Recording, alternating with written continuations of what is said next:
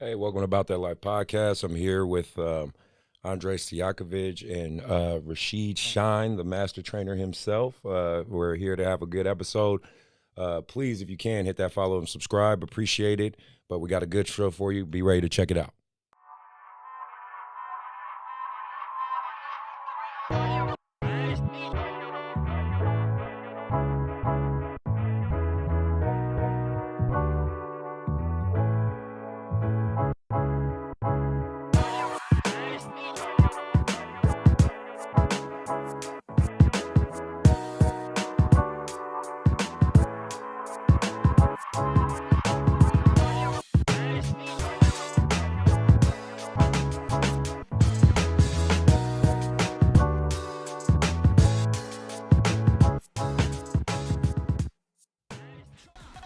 From the YBA Phoenix Fitness 24/7 basketball facility in Rockland, California, it's About That Life podcast with your host, Coach C.Collins and Coach MJ. It's time. 3, 2, 1, let's go. Hey, welcome to About That Life podcast. I'm Coach C.Collins. I'm your host. I have special guest co-host today, Shine, the master trainer himself. Appreciate you being here, brother. We'll oh, no problem. We're gonna get to our guests, or both our guests, I should say. He Shine's here for a recurring episode. He did an episode before. We couldn't get to YouTube because we had technical problems, so now he can finally see his face and be on the YouTube side of it. And he's done a lot of great work since then. So we're gonna get more into that. And of course, we're gonna get to our guest that's sitting on my couch right now. And we're going to have a great episode, hopefully with a lot of information to give to you guys. This is episode 44, so I'm really excited. I'm just going to keep pushing and progressing. And again, if you like what you're listening to, please hit that like, hit that follow, subscribe. It definitely helps me out and helps just get the word out for the show. So before we get to that part, let me give a shout out to my sponsors, Dr. Dish, best shooting machine on the planet. They're the best shooting machine because they help my kids get better. If you are looking to get a shooting machine, they have the home version, they have the all-star version, they have the rebel version. Please feel free to hit them up. Tell them About That Life podcast sent you, and they'll hook you up with a discount. Also, shout out to Hardwood Palace. If you're looking for AAU tournaments, whether it be rec level, competitive level, intermediate level, they have tournaments for everybody out there. So please feel free to hit them up. Hit Steve or Grant. That's Hardwood Palace. Go ahead and Google that, and you'll find them, and there's links to them in the description. And last but not least, my last sponsor, Hidden Treasures Cannabis Club. I appreciate you guys and all the support you guys do. So thank you guys for supporting the podcast and sending what you there. And then my Patreon and my subscribers, man, like this wouldn't happen without you. Every day it's growing. I see it on my audio algorithm all the time. Still just trying to crack the YouTube one. That's a little tougher, but I'm going to keep putting content out there for you guys, for you people to listen. So with all that out the way,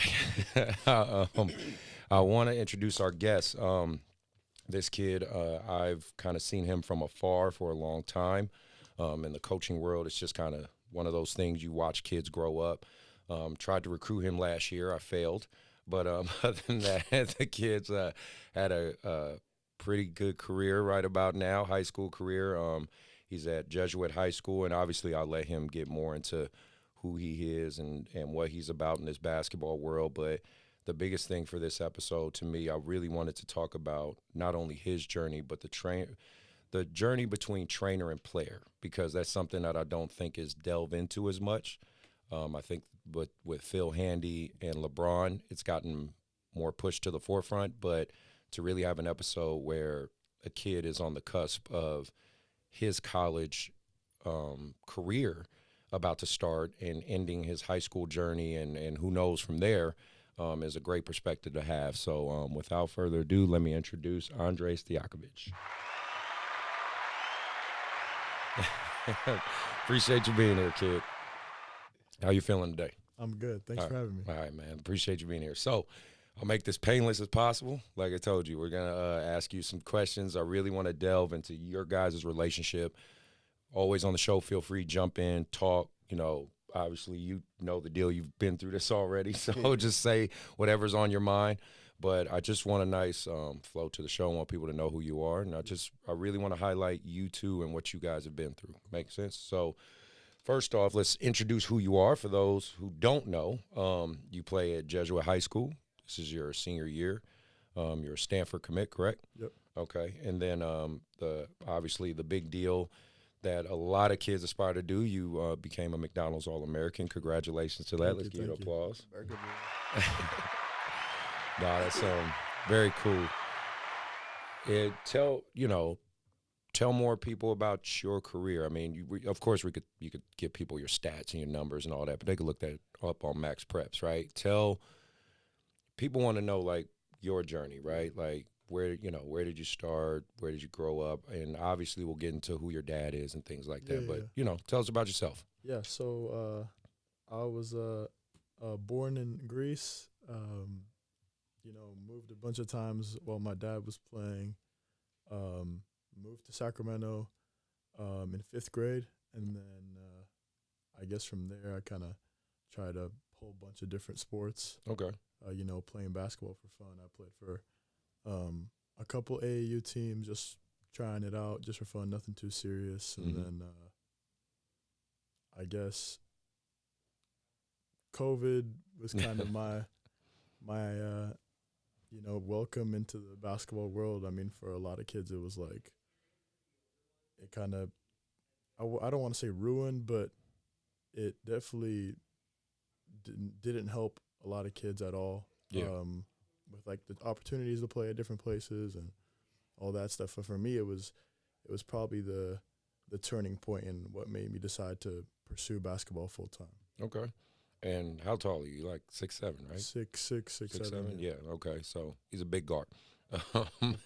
So, the first question I want to delve into, we'll get straight into AAU. So, your experience so far, and you kind of can reflect now because you're more towards the end of your journey as far as high school. Your AAU experience. What are some of the good points? What are some of the bad points? Yeah. I mean, probably the biggest point is. The best part of it is exposure. It's getting the chance to play in front of countless college coaches across the country. That's probably the best part. And I think that's probably the part that most players take for granted. Like a lot of players don't realize how big of a deal it is to have all those college coaches come see you play. Very cool. And then anything negative or any whatever viewpoint you have. I mean, in my opinion, I guess like the only somewhat negative thing is it's not as structured as like high school or overseas. But for college coaches to see you play, like it's kind of free for all. Like you gotta showcase what you can do, and sometimes that's not running plays. Sometimes it's like doing your own thing out there. Absolutely. Well, like you said, it's about showcasing more so than like your high school teaches you system and structure, and obviously. You get more time, right? Because, again, I don't know, but I'm assuming even with the Compton Magic, you probably didn't get a chance to practice as much, right? No. But with Jesuit, you're practicing like 5-6 days a week, right? Exactly. So you get more details, right? So let's get straight into you two guys.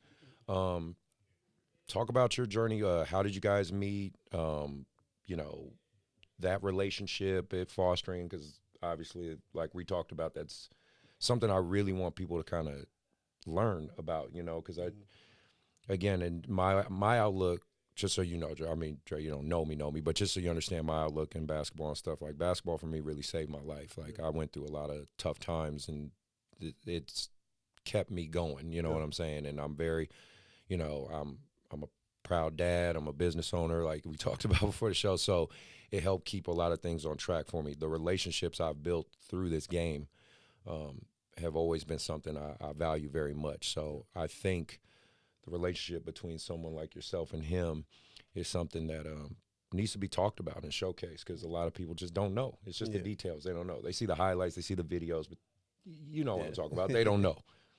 So, you guys take the floor. Where we go? Yeah, you can start.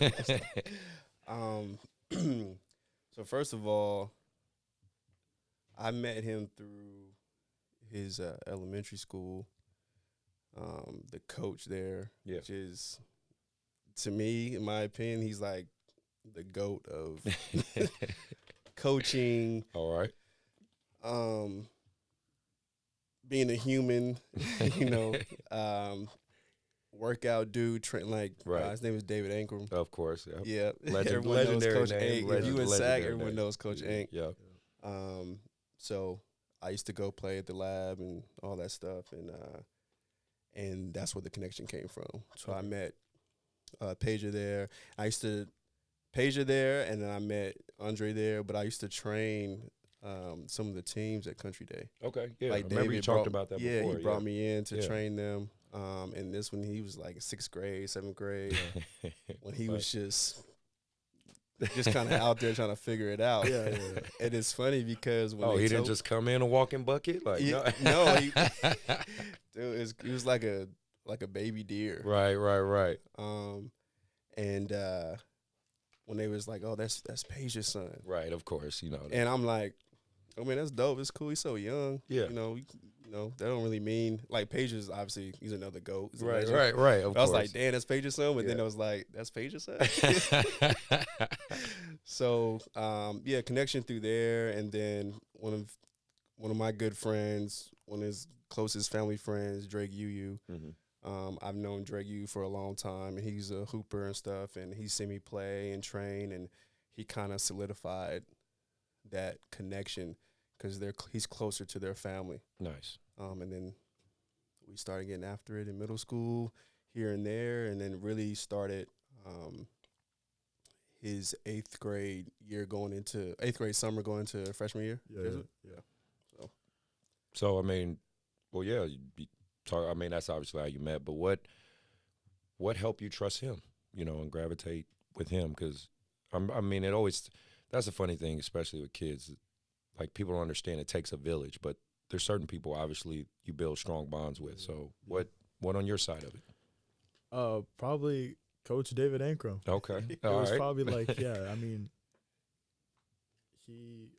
he wants nothing but the best for kids. So as soon as that connection happened, it was like Ank wouldn't, throw somebody like him at me to train me for no reason. Right. He knew it was best for me, and I guess like just being available and like the consistency of working out was probably the biggest thing, because a lot of trainers are like, like they prioritize like, I got to work out with this kid just as much as this kid, but they're not on the same level. Right.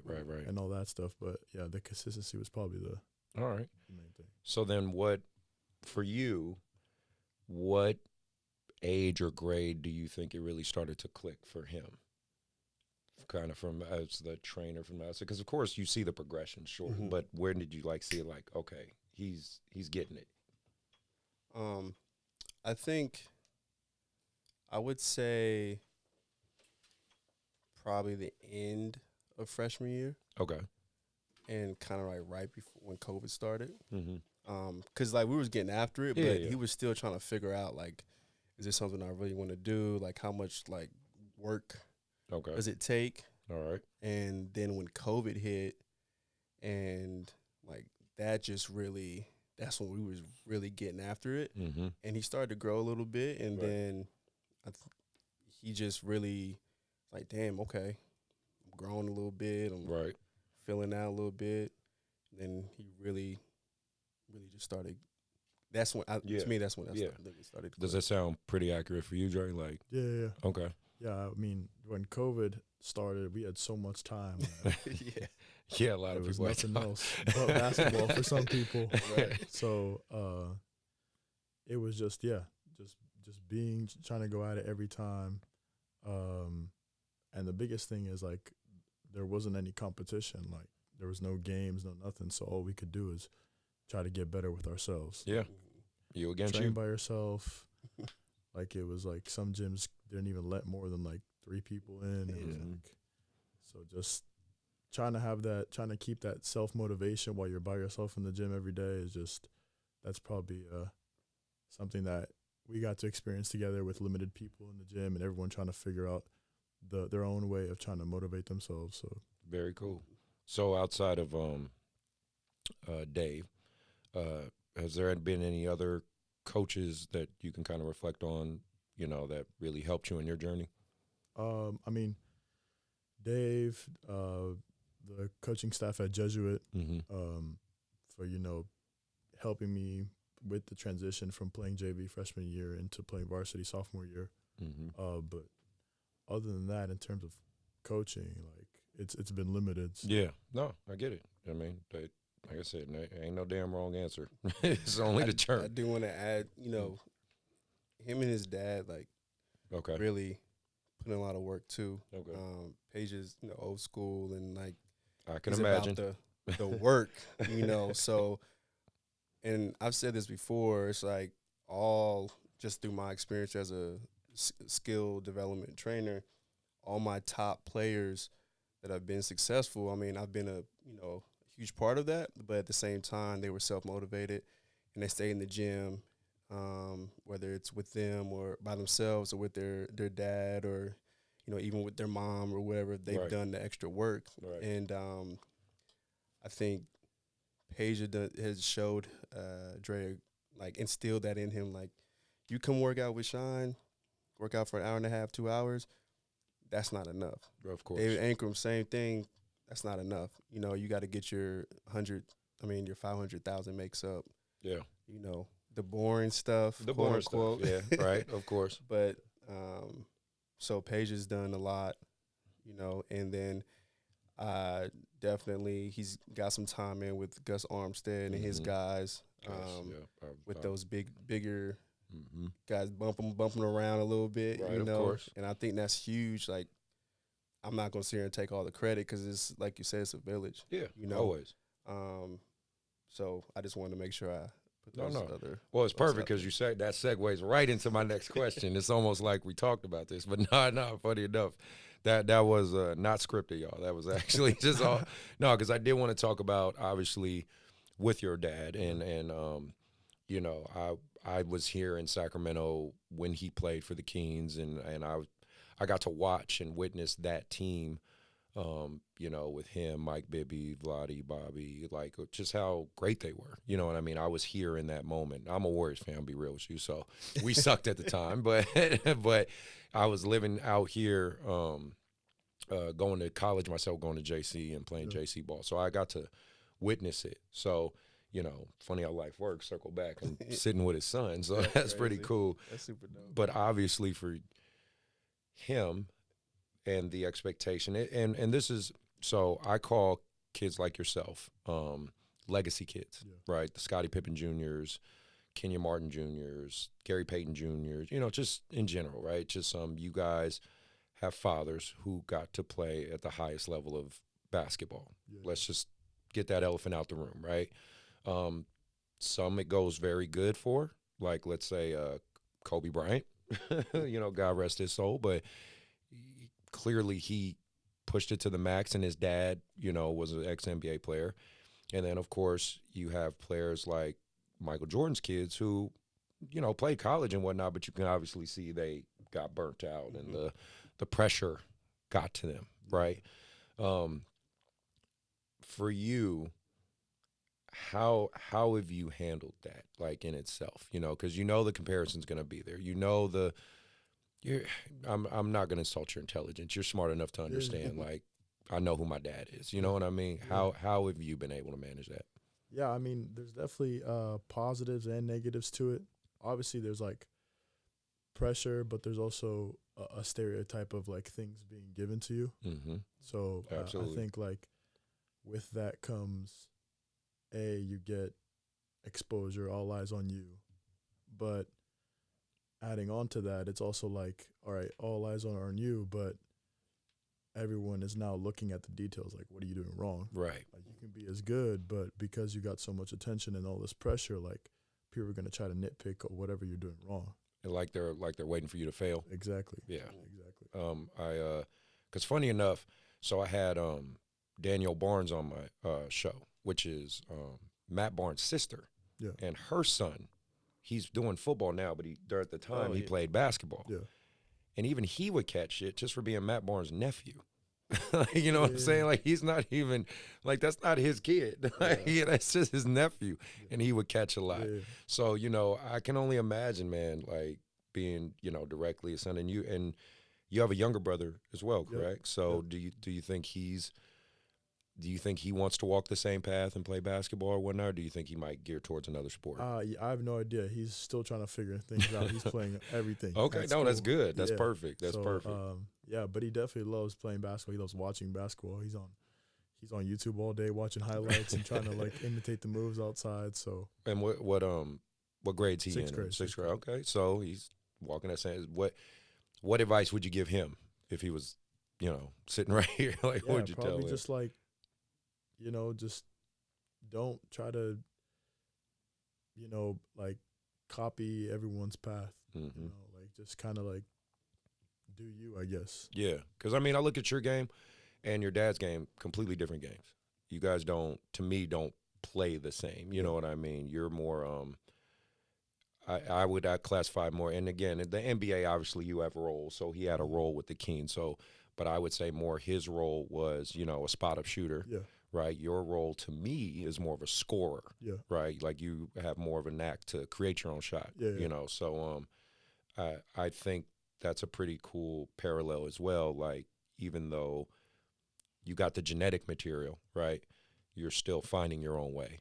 And so my question for you, in conjunction with that, you've obviously seen his mental growth. Mm-hmm. And how MJ's big on that side of things, right? And shout out to MJ. He's just not here because he's busy. He's not off the show. Shout out. But he trainers we help through that process. I think a lot of people don't realize that component of it. Yeah. Of course we do the physical stuff, the cone drills, the tennis ball drills, blah blah blah. Yeah. But they don't know that we really have to like work up here, right? We're almost like borderline psychologists sometimes, right? And for your side of it, watching him go through his ups and downs, what's the mental side you could say you've seen grow for him? Yeah. I think he's taken everything like, very subtle. He's never too high or too low. Okay. The people that he has around him, like his close circle, they're the same way, never too high or low. Right. I'm not too high or low. And you can kind of read, like with him, I can read how he's feeling. And I always, like, all my guys, they joke me because at the beginning of every session, like, yo, how you doing? How's your body? How you feeling?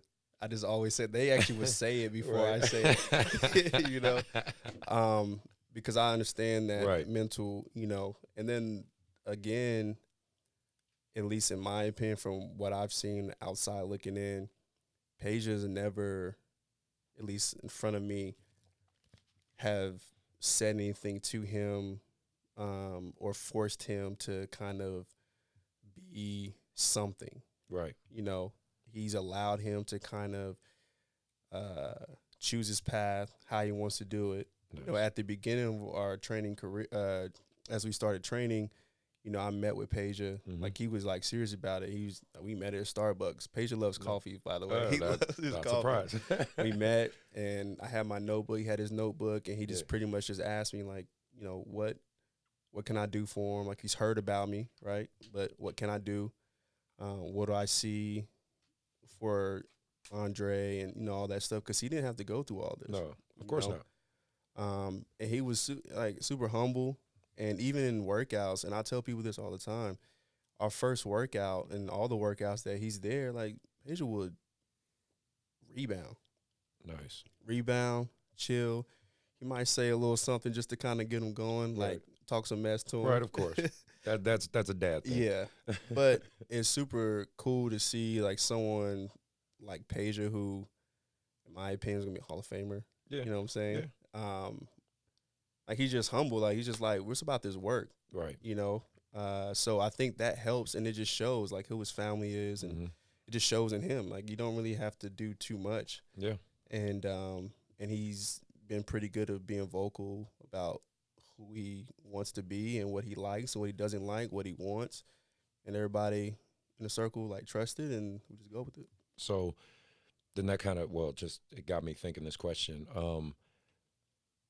Did Peja let you do your job? Like, Absolutely. Be his trainer? And you'll know kind of, I think you kind of feel where I'm coming from right now but did he, he let you do your job, correct? And he let, Yes, I asked him. I remember asking like, all right, this is what I'm gonna do. Like, is this cool? Because I didn't know. You don't. Yeah, of course. And it's let's just, like you said, I think we talked about it on your show, like when you're dealing with an ex-pro's child, Yeah. there is like, okay, how do I approach this? Right. Is he cool with like, Yeah. how I talk to him? So I get it, bro. Trust me. So my page was like, Shine, do your thing. I trust you. Nice. And then after he's watched me like train him multiple times, it's kind of like he just chills and sits back. Right. Which is for me, that's the honor to have someone again like himself to respect me as a trainer, skill guy with his son that's been at the highest level. Yeah. So he let me do his thing. Like he just literally let me do my thing. See, and I circle back with that because, parents, unfortunately, in the SAU world, and now that you're old enough to really see what's going on, and this is just more or less our world and what we deal with on the business side of it. But, you'll have a dad or a mom who's an engineer try to tell us we don't know what the hell we doing. They're like, you don't know what you're talking about. It's like, oh, okay, if you say so. I think I know a little bit about it, but so for all you guys listening out there or watching on the YouTube, just learn that. Like if you take your kid to a trainer, and he or she is doing their job, just let them do their job. You don't need to. That's like taking your car to the mechanic and then, are you sure that's where that goes? Like, are you just like your mechanics gonna be like, okay, you fix the car then, Right. So I just wanted to, wanted to definitely get that one out there. So then, you're committed to Stanford. Yep. Congratulations. Thank you. You looking forward to that? Yeah, 100%. All right. So I have to talk about it. Yep. Isa, right, is there, and that's true. That's two Jesuit kids you're attached to. I mean, I feel like Jesuit should put you on staff right about now. I don't want to be on staff, but I do. I feel like they need to with give the you a team. thank you, a plaque, something at this point. That you've produced two high caliber athletes like this. Just saying, just throwing that out there, Jesuit. But no, so did you get a chance to talk to Isa, or I'm sure you guys know each other, whatever. Did that weigh in a little bit on your decision or anything, or did you just kind of fall in love with the campus? Or I mean, in terms of like basketball, it didn't affect the decision at all. But Okay. it was kind of comforting knowing that I'm gonna have someone that I'm close to, and know they're with me. And just like as a freshman, you go through all kinds of stuff. yeah, you starting over, kid. You about to find out fast. You starting over. Yeah, exactly.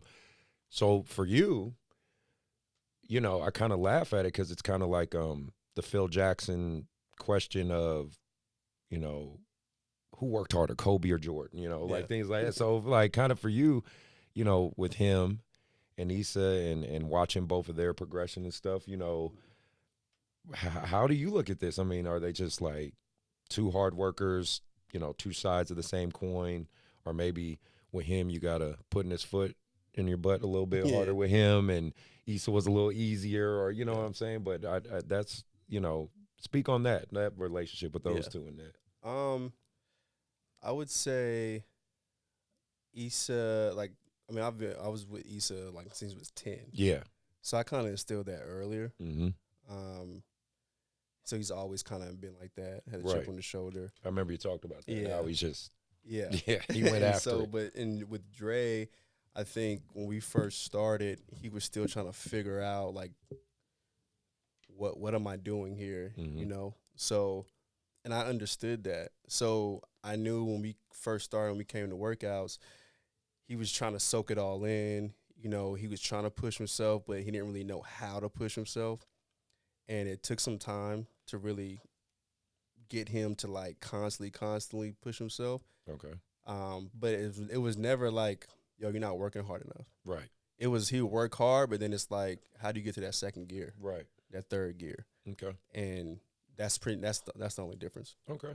Nice. Well, I'm sure Stanford's gonna love to have both you guys. Yeah. So and shout out to Isa. He had I saw that highlight he had that dunk. I forgot what team it was. But it was I can't remember. good. Yeah, it's about time. Yeah, right. It was pretty good. No, Like, he could do that. I mean, I don't know his stats this year, but I imagine he's. This is his sophomore year, right? Sophomore year. So know, I'm pretty sure he's working himself in the rotation. Yeah. But no, shout out to him, man. Like I said, what you've done with, all the guys you work with is just a phenomenal job. You just got to give your flowers when they're there, man. So then for AAU, let's, circle back to that. So obviously you went to Compton Magic and it worked out for you. It looks like you had a really good experience. And shout out to those guys because they're part of the reason I'm now in the Adidas Gauntlet. They reached out to me personally and was, like, hey, we really like what you're doing, Chris. We want to get you involved on this side because I was on the UA side, obviously, last year. So kind of playing devil's advocate here. This is where I'll say I'm going to grill you a little bit.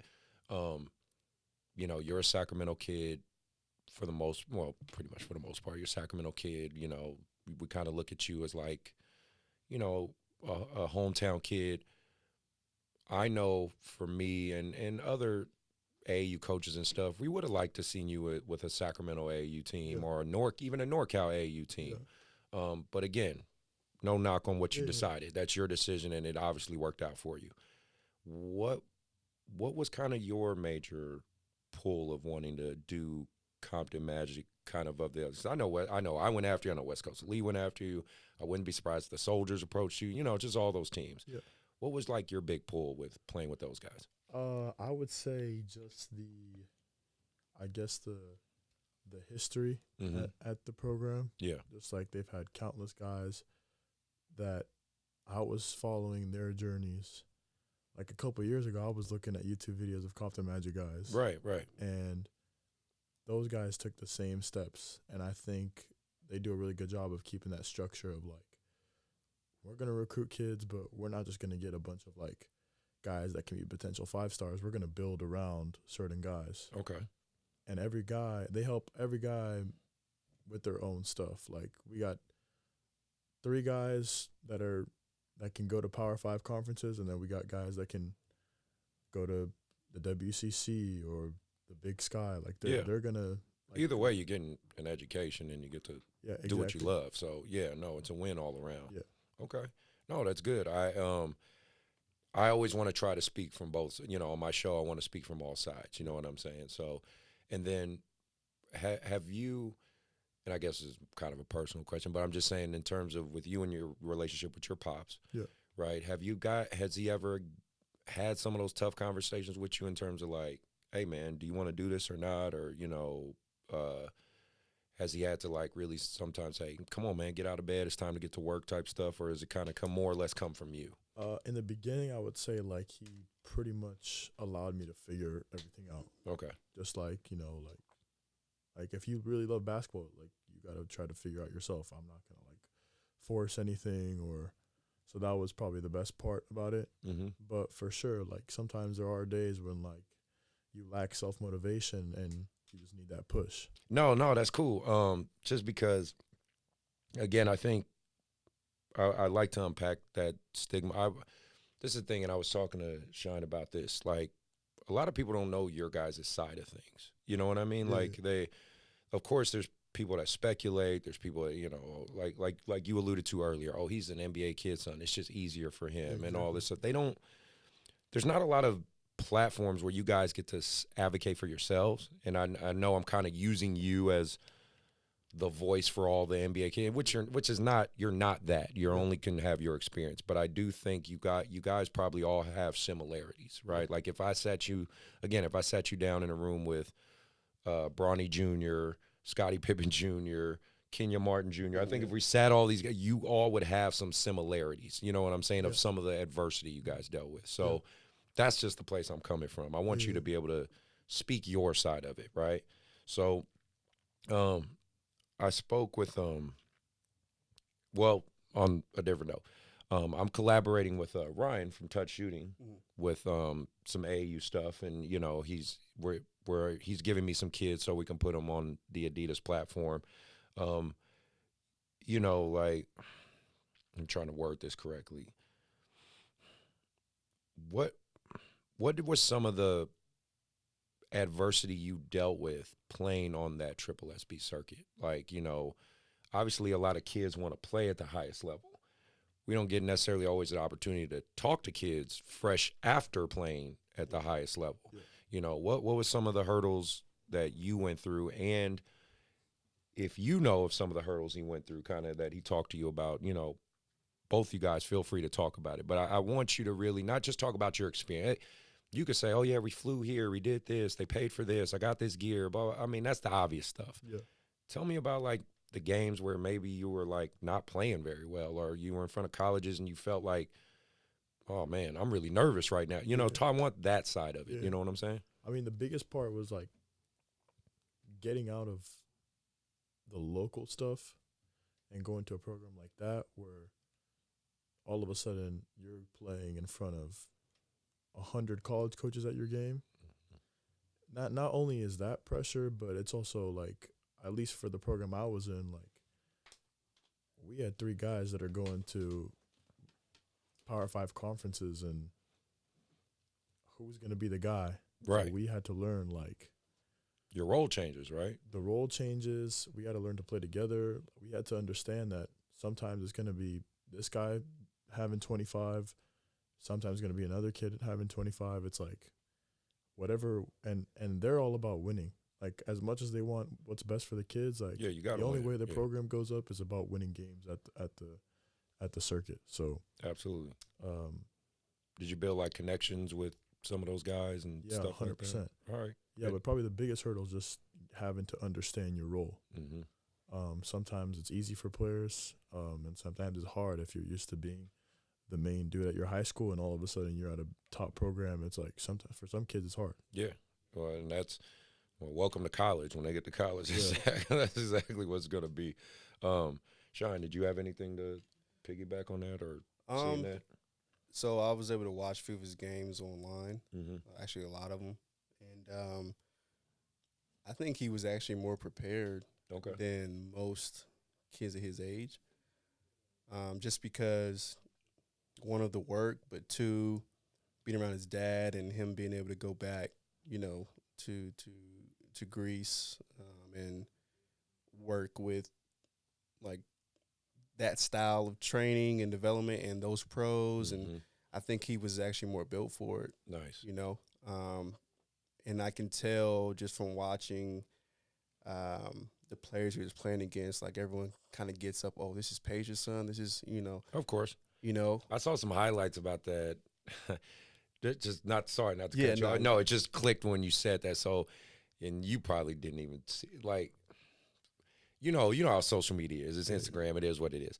So anytime if a kid even had a remote success against you, like, they were posting about it. I'm just being real. Like, I know for you, you're probably like, who cares? Like, you're focused on your path.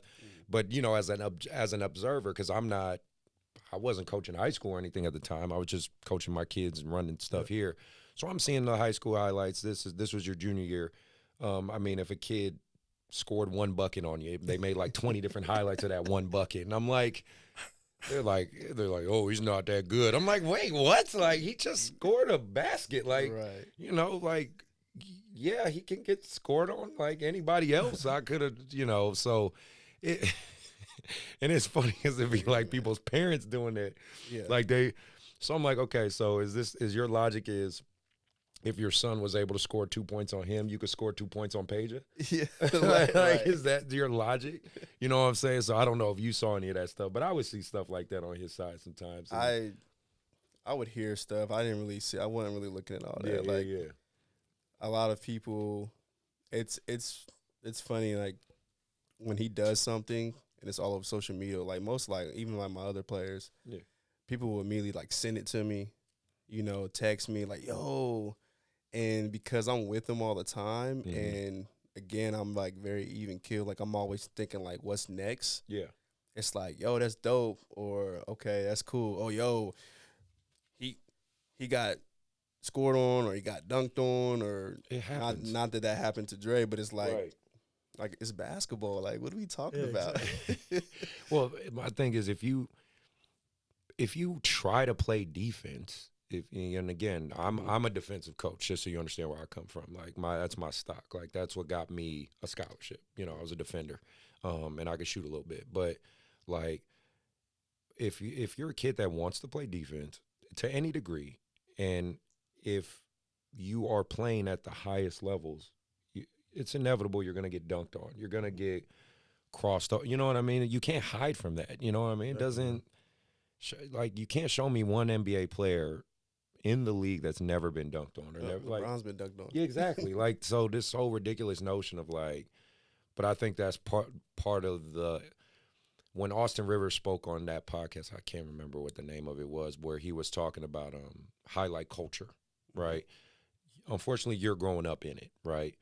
But I don't know if you saw that video where he was saying guys who got highlights back then, like you didn't pay for that, like you got that, you know what I mean? Like you had to earn it. Yeah, you had to earn for someone to want to highlight you and showcase, you know. And I said it, you know, shout out to Simply, Ballers Bridge, all those programs, Ballers Life. It's nothing wrong. This is a capitalist society, man. Ain't nothing wrong with making your money and making highlights a business, right? There's nothing wrong with it. But I do think it could get diluted where basically anything could be a highlight at this point. You know what I mean?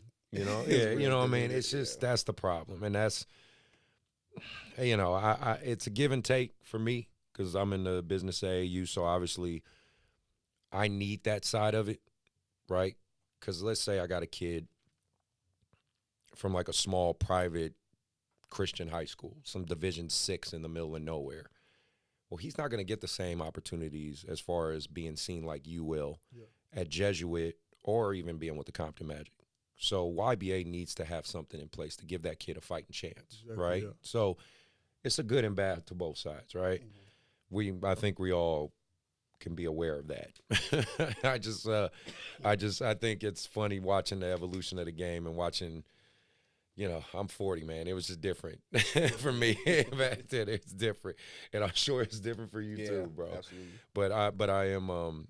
It's some good and bad to it, but I'm glad, you know, we're able to kind of see the evolution of it all. With it's my last question before we go into the next few segments, and shoot, we'll be out of here pretty soon. But like, there was a story I heard about you. And your dad, I can't remember if I heard it from him or it might have been from Todd from FIBA. And it was a good story, and it highlights a cultural thing that I just want to point out on this show. So just so you kind of understand me, I'm kind of a anti-reclass guy. You know, kids reclass a lot. Yeah. I'm not super anti-reclass, like, oh, you can't reclassify no matter what. Like, no, I'm not that. There's obviously times where it's appropriate. Yeah. But we're kind of living in a day and age where everybody's doing it. Mm-hmm. A lot of kids are doing it. Yeah. And I think it's becoming a problem. Like, I'm just telling you this as an AAU coach. I've gone to tournaments, like national tournaments in Portland. My 8th grade team is playing a team with 16-year-olds on it in 8th grade. 16 years old in 8th grade. That means they're about to start high school 17 years old. You know, that seems pretty crazy to me, right? You know, I think one of there's a kid, I can't remember the kid's name. I wouldn't say his name anyway because I'm not going to speak on a kid like that. But he's supposed to be one of the top 6th graders in the country. You know, how much you can rank a 6th grader, whatever. But so rumor is he's like 14, 15 years old in the 6th grade. You know what I mean? Like that, doesn't that seem a little, right, too much, right? So what I alluded to the story with you is I heard, especially like during the pandemic and stuff, your dad took you back to Greece and he kind of spoke on it to have you train and play against basically grown men, you know, grown men and like pro athletes or whatnot. Is that true? Did he do that for you? I mean, as long as I've been living in the U.S., I would go back every summer to spend time with family and stuff. But the last 2 summers, my dad took me and just had me train with the U19 team. Yeah. And all that stuff just to get a feel for, like, grown men, like just like playing against them. And I'm sure they beat you up a little bit. Exactly, And, and right. over there, they make you pick up full court. Like it's crazy, and the physicality. You're gonna get hit by 2 7-footers in the same possession, screens, everything. Okay. And it's like it's different. So it's something that like a lot of high school players don't get to experience. So that was probably super helpful for getting into Compton Magic, and just being able to hold my own. And so that's just kind of, well, that kind of ended right there. But in terms of, but you know how I feel about this, man. Like, you know, we talk about it. I wish more parents and people did that. Not, you know, not necessarily fly you to Greece, but in terms of, you know, to get the best out of yourself, you play up, you know, you don't play down. And I'm trying to shed light to that a little bit more. Like, parents, if you're hearing this, kids, if you're hearing this, like, here's an example right here for you, man. Like, push your kids, man. Like, don't go the opposite route when it gets hard, right? I mean, I'm sure you've had hard coaches, or, you know, coaches that had pretty high demands of you, you know what I'm saying? Like, it's easy to just quit and walk away, right? So, you know, I mean, if you have anything to say to that, but, you know, that's my standpoint. I think kids need to be pushed the opposite way, not down, push up always. No, man, I agree with you. Okay. Perfect. So before I forget this question. So the McDonald's All-American deal, that's exciting. How are you feeling about doing that, like, and playing in that game? Pretty excited? Super excited. All right, good. And, like, I looked at your team. You and Bronny going to be on the same team, right? Yep. Yeah, so how exciting is that? Have you met him? I mean, have you guys we played against each other once. Okay. Compton Magic against Strive for Greatness. But I got to talk to him like just a little bit. But I guess it's exciting. Yeah. Having me, Bronny, and Jared all on the same team. Jared McCain. Oh, wow. Oh, yeah, I forgot that. Wow. Just yeah. I guess it's gonna attract a lot of attention. Oh yeah, it definitely is. Those type of guys on the team, but it's cool. I'm just looking forward to play against all those guys and just You got you going into it with any expectation, or you just gonna go like, hey, I'm just gonna let it rip and see what happens? There's practice before, like all eyes, like NBA prospects, NBA scouts are there. Mm-hmm.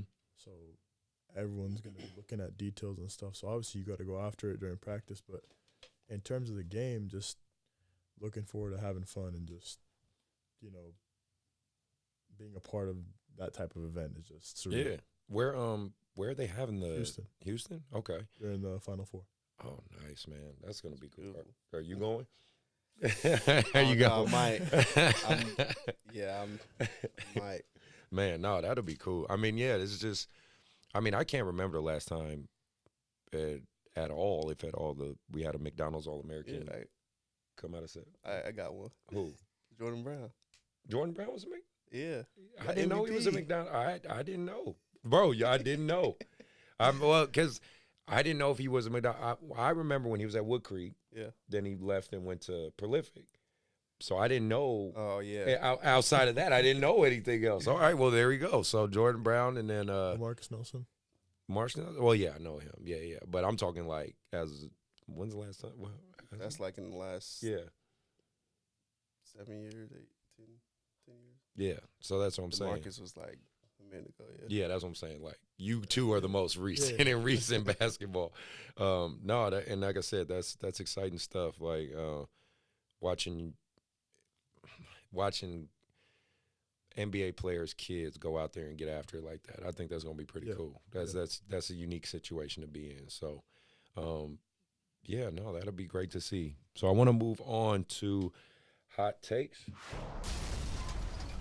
Couple things. Oh, I try, man. I try. You know, gotta. You know, people listening to us talk. Gotta break it up a little bit, right? So had a couple crazy things happen. UC Davis and UC Santa Barbara got into a brawl. I saw that today. Yeah, thought that was interesting. You see that, Jay? No. Yeah, don't fight. Try not to get into any fights. Yeah, it got pretty crazy. So Yeah, it's and that's why I was kind of gonna segue and talk with you guys about. Something about this year in hoop. It's been a lot more physical, to say the least, to me. Like you had Donovan Mitchell getting to that scrap with and then Austin Rivers. Yeah, like and there's been some women's college, and again, I don't know why, but it just seems like this year there's a lot more hostility. And I guess it's not necessarily a bad thing because I'm a little old school. I do like to see I ain't gonna lie, I like to see you guys compete. Yeah. You know, like I don't want to say hate each other, but you know, like you hate to lose, so you willing to go at each other. Now, obviously, there's a fine line. I don't want to see kids fight. I don't want to see anybody fighting out there because, you know, if I want to go see fighting, I'll go watch UFC. Like I ain't trying to see that, but I do like the passion behind it in terms of just watching. Because I mean, I just remember. I want to say like 2016, 2017, 2018 kind of to me was the more softer years of, and everybody was buddy and. You know, it seemed like people were going through the motions. At least that's how it felt for me. I'm just curious what you think or, you know, what you see. I mean, I think COVID has a big part to do with that. You know, everybody was kind of everything's been bottled up. Yeah. You know, this is I just think a lot of emotions is bottled up. Yeah. A lot of stuff that's been happening in the world in general just kind of forced people to kind of want to stand up for themselves more. Yeah. And not back down. And then, like you said, everyone's just super competitive. Yeah. And super expressive. I think social media has allowed people to express themselves more. And it's not always a good thing. You're right. I totally agree with that. But, I mean, the positive is I think people got to find that balance of standing up for self, what I'm speaking on, how do I express it, but at the same time, don't let anybody, like, walk over me and talk crazy to me and, you know, that type of thing. So I think it's just a mix of all that, and sometimes it just comes out a certain way. Yeah, absolutely. So, Drake, do you have a favorite NBA team? I asked that on everybody on the show. Or favorite, you can't say the Kings because, you know, that's too easy. I love Dallas. I love watching Dallas. Okay, all right, perfect. So then, yeah. I was going to talk about the trades and all that, so that's perfect. So what do you think about the Kyrie trade? I like it. You like it? I love Luka. I love Kyrie. You really think that's going to work? I mean, you know me. I'm skeptical. But yeah, I don't know, but I don't know. I just like them together. After seeing them live, like last night, I think Kyrie's nice. I mean, there's just nothing like it. Like, yeah, the man's pretty freaking good. So, and like, all right, so you're a Dallas kid. So what about you, Sean? You got, with all these recent trades and acquisitions and stuff, you got a favorite? I still got my Warriors winning it all, so, you know, I'm biased. So. Well, I'm not a bandwagoner, so I stay. Not saying that's what you are. I'm from North Carolina, so I stay, repping the Hornets. Okay. It would laugh. I'm like, bro, that's you are a true fan. Yeah, true. Because I was rocking the Warriors when we were trash. And you're not trash. Yeah. You just got youth. Yeah, we got youth. So I mean, I'm always repping them, but I do like. I'm intrigued by the Kyrie. Yeah. Okay. Luka connection. Very intrigued by it.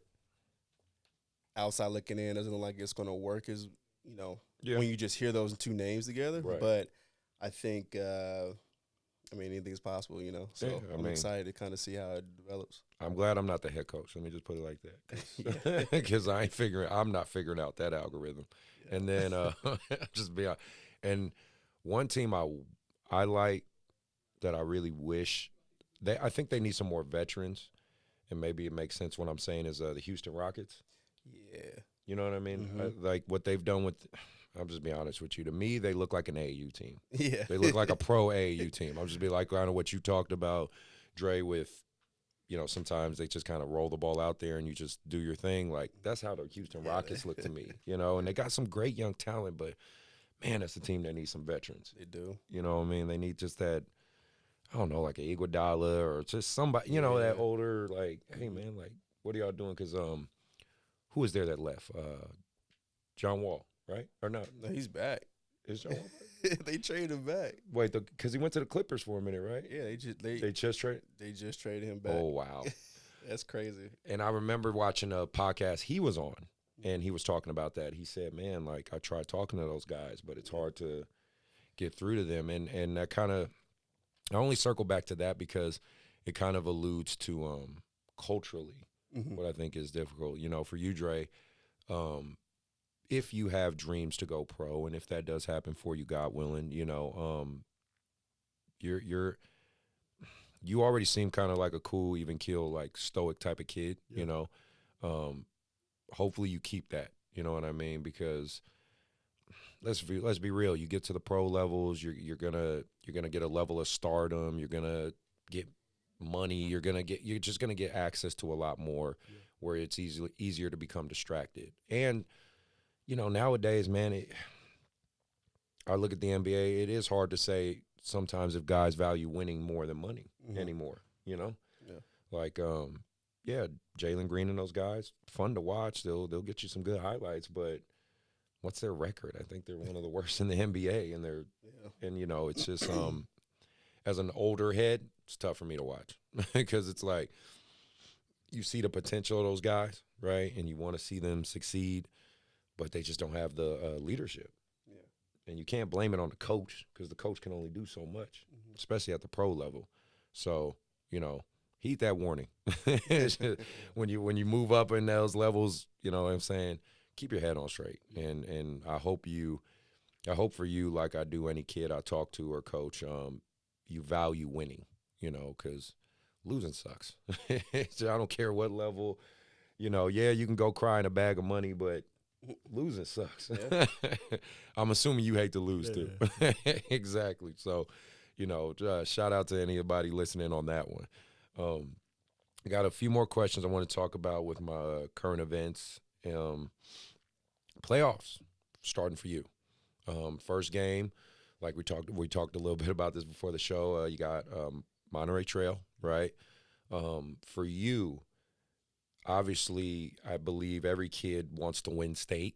You know, that's always kind of, it's funny enough, like you can have some of the most talented careers, but like winning a state ring is really hard. I actually looked up the statistics. It's a very low percentage of overall basketball players that win a state championship. Yeah. You know what I mean? Like I looked from the top down. I was looking at pros who won a state championship, and I think it's like 1.something% of NBA players. And then you go to D1 colleges. I was somebody did the work.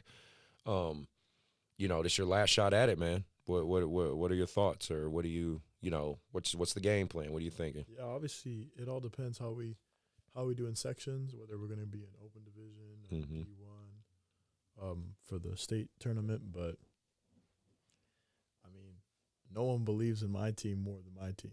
Good. So I think we can go for it. I think we're good enough. He's on fire. That's the right mess. That's exactly what I should hear from you. Yeah.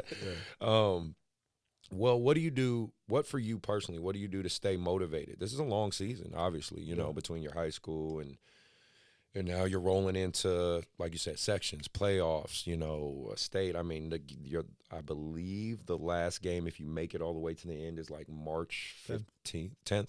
Okay, so, yeah, how do you keep going? You know, what keeps you going? Reminding yourself what the prize is. Okay. Just being a part of a historic season. I mean, especially like a team winning D1 state from Sacramento. Like it's usually a Southern California team. So yeah. Westchester beat me. I actually made it in state years ago. Westchester, they had Trevor Ariza on their team. He's pretty good. Yeah. He was pretty good. But yeah, just being like, you know, like your name's ingrained in that state title forever. Yeah. So just reminding yourself of what you'll be remembered as when you win something like that is just probably the motivation.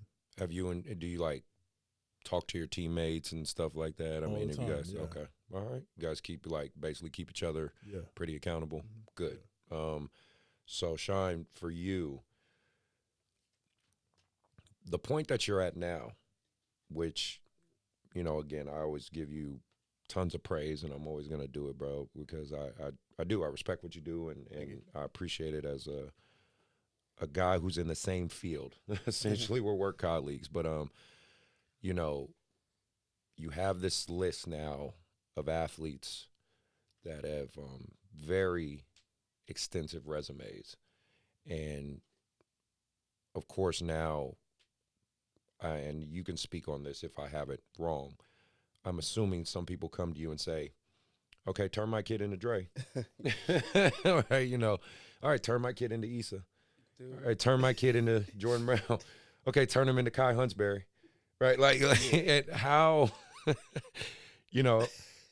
please speak to that a little bit. How do you keep these parents, for one, realistic, two, let them understand each kid's their own journey, and also still, like, I like to think every trainer, every coach leaves an imprint on a kid.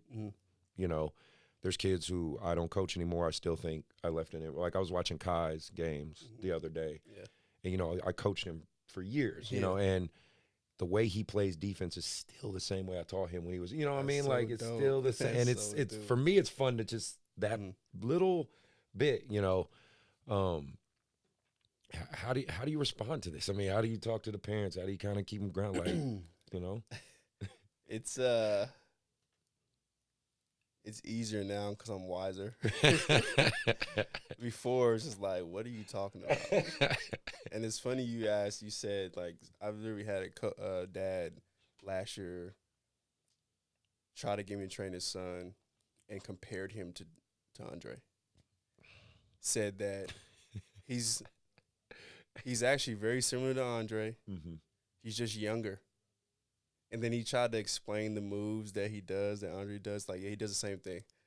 And I was like, okay, all right. So then he comes to training. Don't tell me he couldn't even, like, shoot a layup or something. Dude, he came to training, and it was just, like, just total opposite, man. It was just. Bruh. So I found ways to express that. The realistic. Yeah, sound effect. I am. I got a sound effect just for that. Yeah. Let me see. Stop the cap. Is that what you said? Yeah. That's what I said in my head. That's what I wanted to say when he said that to you. It's crazy when he said, I'm like, all right, man. So I know I get that all the time. Right. I've literally turn him into this player, turn him into that player. And it's like, y'all don't understand how much time was invested, especially if they're like a junior in high school, senior in high school. It's like, oh man, it's so hard. Yeah. Oh, bro, I know what you're talking about. But I figured out ways to express it and to, like, listen, one, I'll tell straight up, they're not going to be, your son and your daughter's not going to be this player. They're going to have to kind of develop their own way and path. But what I can do is put them through some of the similar things, but it's up to them. Like, are they going to work out on their own? They're going to do all the stuff that these guys, these older players and young ladies I work with, done, and then also it's just sometimes like Dre has other gifts and talents that he has. Right? Yeah, that you're born. That's why I say the genetic material. You can't. Is it fair? LeBron James is 6'9" and aging like, backwards. Like, is that fair? No, but I mean, that's congratulations. He won the genetic lottery. Like, exactly. You can't. You know what I mean? So, no. So that's pretty much how I do it. And some parents come around, they realize it, and some don't. Some still live in La La Land, which is. It is what it is. Right. But I've been able to kind of, like, smooth that out good a lot better than I used to be able to. Because it's just like, I didn't know how to even respond. Like, what? Are you serious? Right. Yeah. And I don't know. Your story and mine are probably similar in that because, the area I'm in Rockland, Lincoln, Granite Bay, and I think parents have a misconception of how sports works, sometimes. And it could be indicative of the culture. I think we talked about it with MJ with your episode. Like, you guys live in a swipe right, swipe left culture.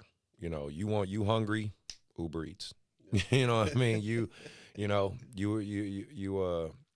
want to watch a movie, Netflix, right? Like, we had to actually go to theaters.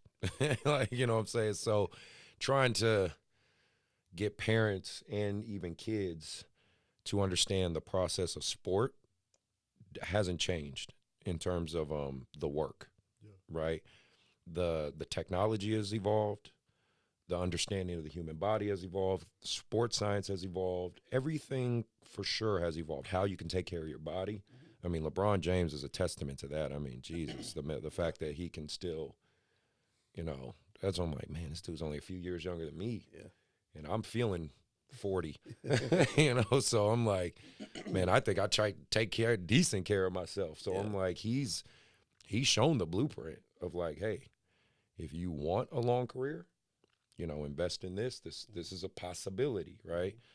But even still, the work doesn't change. That doesn't change. The work doesn't change, and I, that's why a big portion of why I wanted you on the show, man. I wanted people to understand, like, regardless of the things, the natural gifts, I'm guessing you had to put in work, day in, the day out. A lot.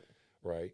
A lot of work. And did you want to speak on that a little bit? Or I mean, what you basically said, it's the principle's the same. Yeah. I mean, if like technology, gym access, it's evolved. If anything, it's easier to have a platform to work. Mm-hmm. The only thing that is a negative is just the pressure and outside noise. Right. From social media. But other than that, gym access is easier nowadays. Mm-hmm. Every kid has a gym. So there's really no excuse, but there is a lot more distraction. Yep, absolutely. So before we go into the last few things, I wanted to talk about CIF, because I'm sure you've seen some of the stories of kids, and I even did it a little bit on my Instagram and stuff, talking about like Kiku Parker, how he got his senior year stripped away at first. Mm-hmm.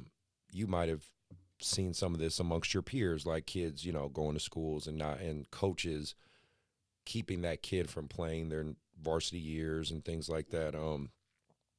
I don't think it's right, me personally. I don't think if a kid needs to transfer high school, now again, I don't think a kid should transfer high school every single year. I think that's a bit excessive, But let's say it's your freshman year, you're out of school, maybe not a good fit, or you're just not vibing with the coach or something like that. Transfer one school, okay, do your thing, so be it. But unfortunately, there's a lot of coaches who take stuff personal, a lot of head coaches who take things very personal, and they take it out on the kids. I don't think that's right or that's fair. Dre, I kind of wanted to just hear from your side as a representative of a high school player. What's your outlook on that? Because you basically got a governing body of people that make these decisions for you guys. Yeah, I mean, for sure. Like, there's a bunch of different things that can go into like reasoning behind someone with transfer. Mm-hmm. Bad relationship with the coach, or a lot of times the player has a family friend or family member that's coaching at another school and just wants to play for that person. Mm-hmm. But for me, I just didn't want to change. Like, I was happy at the school I was at, even though like there was a player at my school already going to the next level and was a good example of it. Mm-hmm. A lot of players would think that, oh, okay, well, that's going to take the shine away from my opportunity. Right, so let me go somewhere else, right? I mean, for me, it was kind of the perfect opportunity because just playing with him was kind of like an advantage. Like, he would tell me his outlook as a senior in high school, and that just kind of prepared me, and it's kind of been easier. So nice. Well, I'm glad you said that perspective, because again, it circles back like what I said before. Kids run away from. Yeah. You know what I mean? I don't.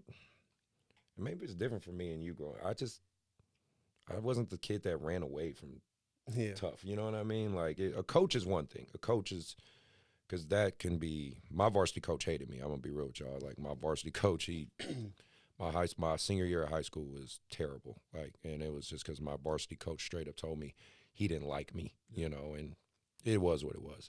So that's different. That's a grown man not liking a kid, basically what I was. But for people, like you said, they see a guy that's really talented in front of them and they go, well, man, he's too good. I don't want to have to battle with this guy. I'm just going to go. Yeah. You know, where does that come from? I don't know. Where do you think? You think it's just a culture shift? Just is what it is? Definitely culture shift. Okay. Definitely the ability, AAU. Yeah. Who's players jump from AAU team to AAU team. Yeah, that's true. You know, even you see it in college basketball now, like the transfer portal is crazy, but they changed the rule where you don't have to sit out. So now you can literally just go and play right away. Yeah. You know, so definitely culture. Piggybacking on what you said about the kids transferring to CIF, not allowing these kids to play, like I hate it because, like Jerry said, there's millions of reasons why they transfer, whether me as an adult agrees or disagrees. They want to transfer. Yeah. You know, and as a coach, I think to be upset at a high school kid leaving your program and trying to be a part of the reason why he's not going to play at the next school. It's vindictive. That's so vindictive. Yeah, it's like, do you care about the kid or do you care about yourself? And I see a lot of that, and it's very tough. One of my kids currently I'll say intercom because I need people to really realize, like, Devin Lewis, like, yeah. Dude, great kid, great family. He transferred, you know, from schools, and he has his reasons. And it's like he's just trying to play, and he's trying to play in college for free if he gets that opportunity, but he's a really, really good kid. Yeah. He has a high GPA. That's the other thing, too. Like, he has a high GPA. Again, his family's great kid, stays out of trouble, works hard, and now his senior year is just completely gone because whether the old school, previous school coach has said stuff to CIF to prevent that, or CIF is saying no. You know, it's like, dude, like, where do you? I don't think it's right. You know, I disagree with it, and there's there's 1,000 of kids that have had that happen. That same story, and I just disagree. It's just like. It's that ego, like adults, we got to let that ego go. Like, and again, it's like, you know, because coaches, especially high school coaches, and this is just my personal opinion, I do think a lot of them try to portray an image that they don't always live, and it bothers me because I'm very, I like to think I'm very authentic. You know, I am who I am, good, bad, or indifferent. You know who Chris Collins is, right? You know, coaches will say, oh, I care about the kids. I want the kids to be the best. The kids are what matters. Your star player transfers. Oh, no, I don't want him to play. I'm going to do everything in my power to stop him from playing. It's like, well, I thought the kid was what mattered. Right. Like, imagine if you could do that in AAU. You know how fucking crazy that would be? Like, if you could have a governing, vindictive body of AAU people that, like, stop kids from playing because they transfer teams. That'd be crazy. Like, again, for me, I don't hate on kids if they want to go to another program or, like I said, I recruited him. He declined. I mean, I don't hate that. You know, it's just more power to you. All I can do is focus on what YBA can do. That's all I can focus on. I can't focus on what every other program's doing out there. But if they're doing at least what I would think is right by the kids, more power to them. Yeah. So I don't know, man. Maybe it'll be a shift one day. Who knows, man? The NCAA change. Maybe CIF will change one day. I don't know. Yeah, I don't agree with it. Crazy. I got. Huh? Yeah. My bad. His yeah. pager was hitting him. I was like, yo, just let him know. Yeah, we got maybe like 15 more minutes and get him out of here. Sorry about that, man. No, don't apologize. He's a kid. School night. Yeah, no, I know. I just want to make sure. I got like 2 more questions and then we're good. Yeah, that's all good. So that's why circling back with varsity coaches having issue with trainers and AAU coaches. I don't know if you've ran into that. I know I have. Yeah. You know, they kind of criticize or critique.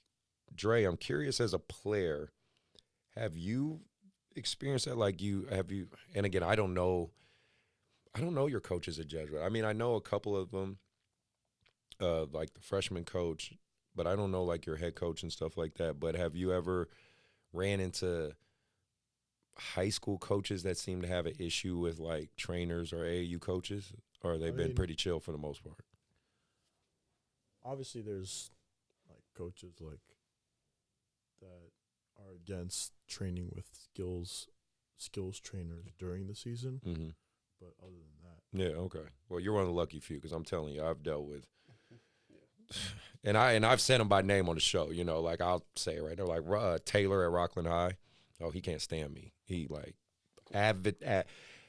literally tells his kids like, and his best kid, like the best player on his team right now, Mark. I coached him since 6th, 7th grade. Yeah. Like, and he'll sit there and say to him like, you know, Chris, he don't know what he's talking about, or you know what I mean. Like they take little jabs at me through the kids, right? And I don't know where this stems from. I don't get it. And my whole take is, coaches, you do realize we're in the same field as you. We just want to see these guys enjoy the game of basketball and grow in it. I don't know if you have any experience or stories you want to share, but I have a lot of stories, but experience wise, I mean, obviously Jesuit is it's all love there. Yeah. Coach, I mean, yes, definitely. Coach Kelly, like he's super dope. Allowing me to come in actually with Isa, but I've also trained previous players at Jesuit even before Coach Kelly was there. Mm-hmm. But I would say there's other schools where coaches kind of are a little hesitant or against it. And I honestly think it's just because, one, they don't know me personally, and two, they've probably had an experience with another trainer. Yeah. And unfortunately, because Sacramento's so small and some trainers aren't as professionals as others, I would say. Absolutely. I agree. And it just takes one to kind of, affect the rest. And I'm even experiencing that now with coaches that just don't know me. They just hear trainer, Sacramento. Oh, he's like so-and-so, so-and-so, and so-and-so. Yeah. Versus them really knowing who I am. And another thing, too, I'm not really big on social media. Yeah. So I'm not all out there. So that's another reason why they don't know me. And I don't know if that's like good or bad thing, but I think it stems from that. And unfortunately, until coaches are open to actually speaking with the trainer, which I've actually tried to talk to coaches, but they just, even when, I don't know if they know who I've worked with, but I'm sure some of them don't know. And then if I mention someone's name, they might be like, oh, okay, wait a minute. Right. You know, Yeah. or they could be like, oh, you didn't really work with him. You probably just.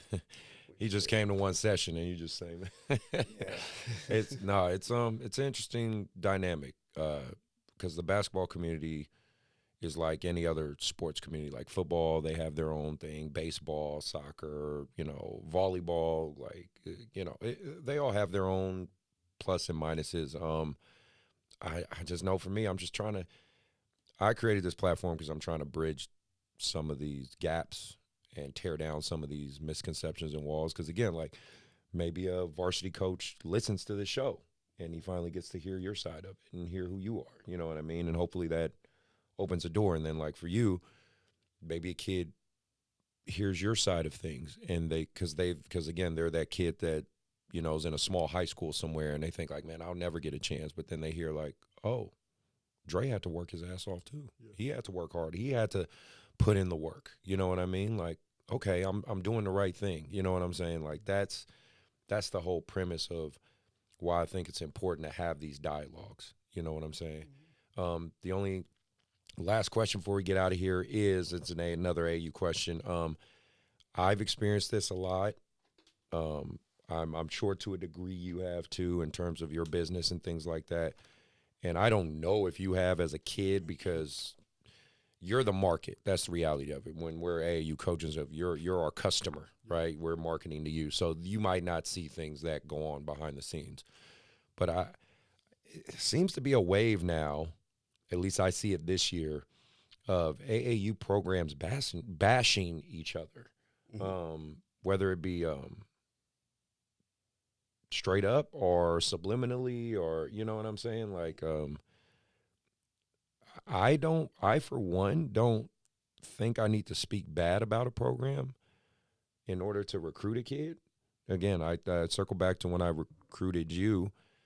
I don't think I spoke bad on another program or anything. I think I just said, hey, this is what we're doing at YBA and would love to have you a part of it. And but I think even in the text, I said, you're going to be fine either way. Like, you're going to be good either way. And to me, that's just me. Like you said, I'm trying to be more professional, right? I really would like, and I'm just saying this more or less from my take and vocally, fellas, programs, we need to stop going at each other in a negative way and just appreciate that we're all in this together. You know what I'm saying? Like Marcus Kirkland, we talk about a lot with trainers. Trainers bashing each other, talking mess about each other, you know, behind closed doors and all this. Like, I really think a lot of that needs to stop.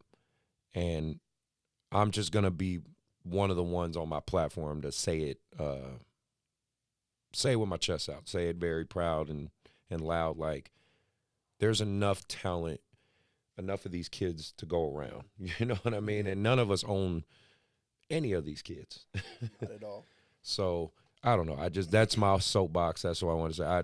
If you want to speak on that, please feel free. But, yeah.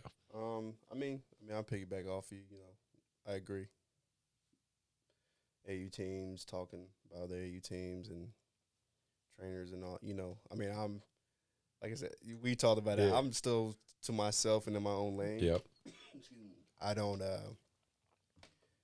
really get into that type of stuff, you know, because it doesn't affect me and my training and who I am.